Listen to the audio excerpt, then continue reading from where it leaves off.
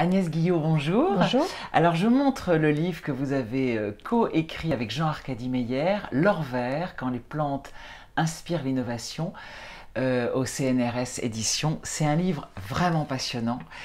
Déjà la première question, on parle un peu d'intelligence des arbres avec le fameux Peter Wohlleben, de l'intelligence végétale, etc. En tant que scientifique, est-ce que ça vous fait hurler, bondir?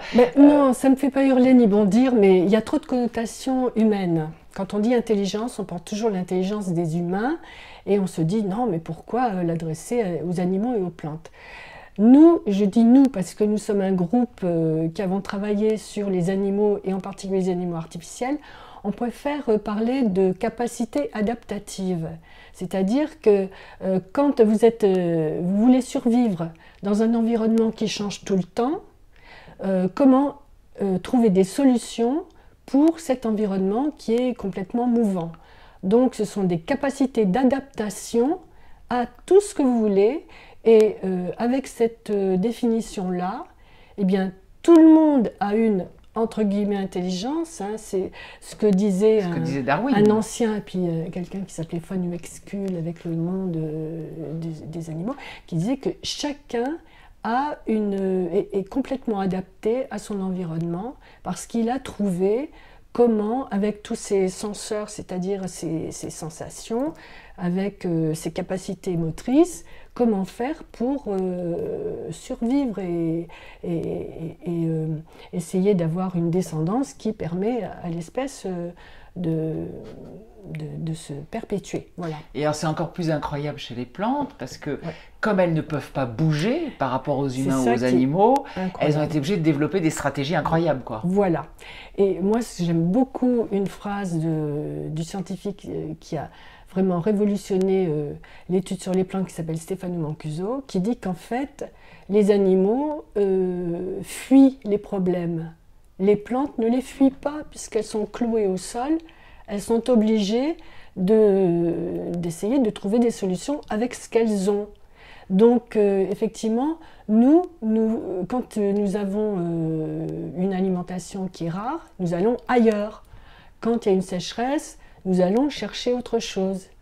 Donc nous fuyons tous les problèmes, alors que les plantes ne les fuient pas. Elles sont obligées de regarder les problèmes en face. Elles les endossent et elles sont obligées de faire avec ce qu'elles ont autour d'elles, en manipulant peut-être les animaux, le vent, le soleil, tout ce que vous voulez, pour essayer de trouver au mieux comment s'adapter. Alors s'adapter, ça c'est quand même beaucoup plus challenging, comme on dit, un défi incroyable. Elles communiquent aussi, ça nous bluffe beaucoup. Nous, on pense toujours qu'il n'y a que nous qui parlons. Voilà. Elles communiquent aussi grâce aux champignons, hein, qui sont... Bon, vous savez qu'on dit que les champignons ne sont pas des plantes parce qu'elles ont une autre manière de faire de l'énergie, en fait, des choses comme ça. Mais donc, elles communiquent entre elles et avec les autres systèmes vivants. Elles communiquent d'une manière chimique.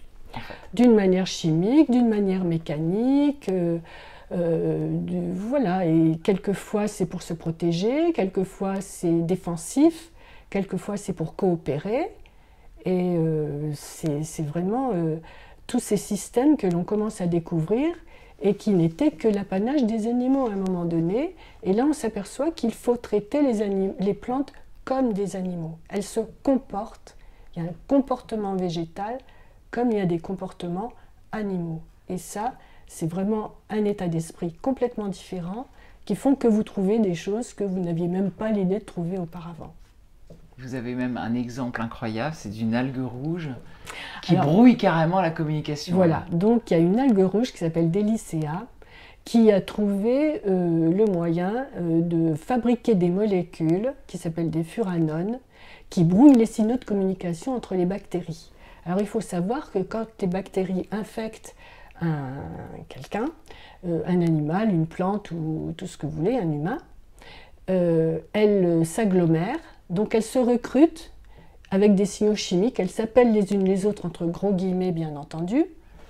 Ensuite, quand elles sont suffisamment nombreuses, elles excrètent une espèce de magma qui forment ce qu'on appelle un biofilm, c'est-à-dire qu'elles s'agglomèrent entre eux dans une espèce d'une excrétion qui proviennent d'elle. Et puis là, elle commence à choisir l'hôte et à savoir qui infecter avec tout ça. Or, ces molécules de l'algue rouge brouillent les signaux de communication entre les bactéries. C'est-à-dire que les bactéries ne peuvent plus se recruter et ne peuvent plus excréter ce fameux biofilm. Et du coup, elles sont moins résistantes aux antibiotiques et elles peuvent être éliminées. Et cette algue rouge n'a même pas de bactéries parce qu'elle s'en débarrasse comme ça. Et là, il y a des scientifiques qui ont récupéré cette capacité pour en faire des produits qui peuvent éliminer les bactéries d'une autre manière. Et ça, c'est quand même assez innovant. Oh, formidable, merci.